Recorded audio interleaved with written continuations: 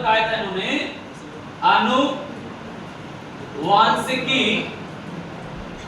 यानी इंग्लिश में जेनेटिक्स या जेनेटिक की शिक्षा। क्या बताया था?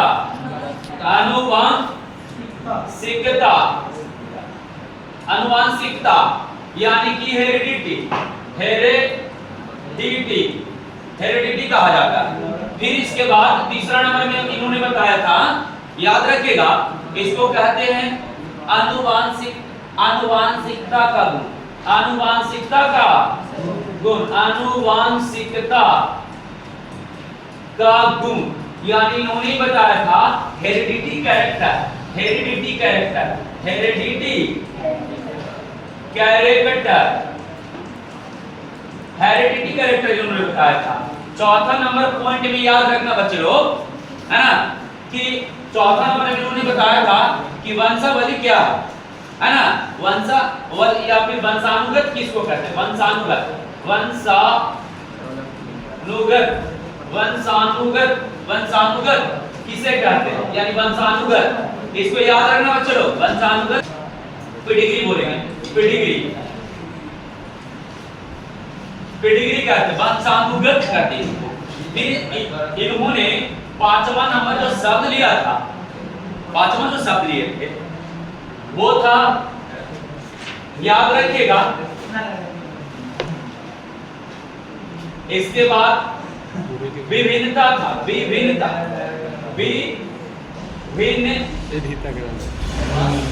विभिन्नता, विविधता, इंग्लिश में वेरिएशन का क्या कहते हैं?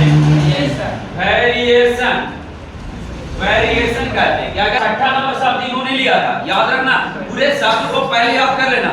दूसरा तीसरा छठा नंबर में पॉइंट में बताया हमने, उसको बताया गया कि जीन किसे कहते हैं? जीन, यानी जीन के बारे में। इसीलिए तो मैं आपको फिगर में एक जगह पर बताया था कि मेंडल को जीन का जनक भी कहा जाता है, जीन का जनक भी कहा जाता है।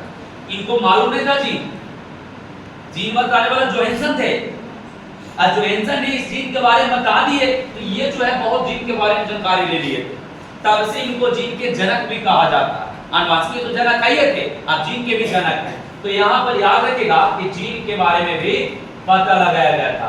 सातवां नंबर में इन्होंने बताया था अलील, क्या बताया था? अलील, अलील, यानी कि अलील के बारे में, अलील के बारे में भी इन्होंने बताया था। आठवां नंबर जो शब्द है अलील के बाद जो है, इसको बिल्कुल याद रखिएगा, इसको कहते हैं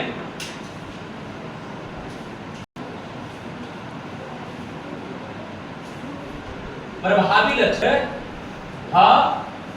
प्रभावी, प्रभावी लक्षण, यानी कि इंग्लिश में इसको कहते हैं recessive character, recessive character, recessive character कहते हैं। और एक होता अप्रभावी, डोमिनेंट कैरेक्टर, है ना, रिसेसिव कैरेक्टर और डोमिनेंट कैरेक्टर। नौवां नंबर में अप्रभावी, प्रभावी लक्षण, यानी कि इसको कहा जाता है डोमिनेंट, क्या बोलते हैं? डोमिनेंट कैरेक्टर, डोमिनेंट कैरेक्टर बोलते हैं। अप्रभावी लक्षण यानी डोमिनेंट कैरेक्टर बोलते हैं, प्रभावी रिसेसिव कैरेक्टर, अप्रभावी डोमिनेंट कैरेक्टर। अब अगला देखिए, नौवां के बाद 10वां नंबर जो शब्द आ रहा है उसको याद कर लीजिएगा, इसको कहते हैं बच्चे लोग, याद रखिएगा, इसको कहते हैं एकवन पीढ़ी। क्या बोलते हैं? एकवन पीढ़ी, एकवन पीढ़ी कहते हैं, यानी इंग्लिश में बोले तो इसको कहते हैं first filial generation, first filial generation, first filial generation, एक का मतलब फर्स्ट फिलाइल जनरेशन होता है, ठीक है। और दूसरा 11 नंबर में होता है F2 जनरेशन, F2 पीढ़ी, यानी इंग्लिश में बोलेंगे सेकेंड फिलाइल जनरेशन, है ना। इसे भी याद रखिएगा। 12 नंबर जो है उसको कहते हैं समयुग्मी, क्या बोलते हैं? समयुग्मी। आगे होता विषम युग्मी, समयुग्मी, समयुग्मी इंग्लिश में कहेंगे होमोजाइगस। क्या बोलेंगे? होमोजाइगस।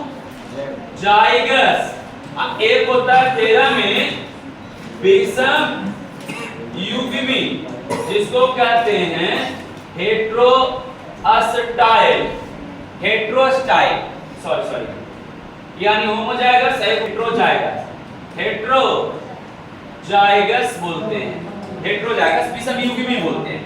अब उसी तरह से 14 नंबर पॉइंट की बात करें तो आता है फिनोटाइप। क्या आता है? फिनोटाइपिक, फिनोटाइपिक,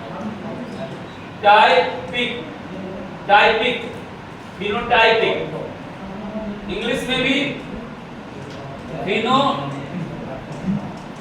ही होता है। और 15 नंबर में जीनोटाइपिक, जीनोटाइपिक, जीनोटाइपिक कहते हैं बच्चे लोग, इसको जीनोटाइपिक बोलते हैं। अब इसके बाद जो है 16 नंबर में याद रखिएगा, इसको कहा जाता है यूनिक कैरेक्टर यानी इकाई लक्षण। इकाई लक्षण किसको कहते हैं? यूनिक कैरेक्टर, यानी यूनिक कैरेक्टर के बारे में हम लोग जानकारी लेंगे। क्या होता है? CHA नंबर में आइए 17 नंबर यानी इकाई लक्षण के बाद आता है बैक क्रॉस, एक आता है टेस्ट क्रॉस, यानी कि इसको लिखेंगे back cross, back cross English में बैक क्रॉस। और एक को कहते हैं 18 नंबर में टेस्ट क्रॉस, टेस्ट क्रॉस। तो यहाँ पे 18 नंबर पॉइंट तक के चला, फिर अगले पेज पे चलते हैं और यहाँ देखते हैं बैक क्रॉस टेस्ट क्रॉस के बाद आता है, बैक क्रॉस और टेस्ट क्रॉस के बाद आता है। यानी 19 नंबर पॉइंट में याद रखेंगे, यानी 19 में पढ़ाएंगे आप लोग को एक संकर क्रॉस किसको कहते हैं? एक संकर क्रॉस यानी इसको कहते हैं मोनोहाइब्रिड क्रॉस।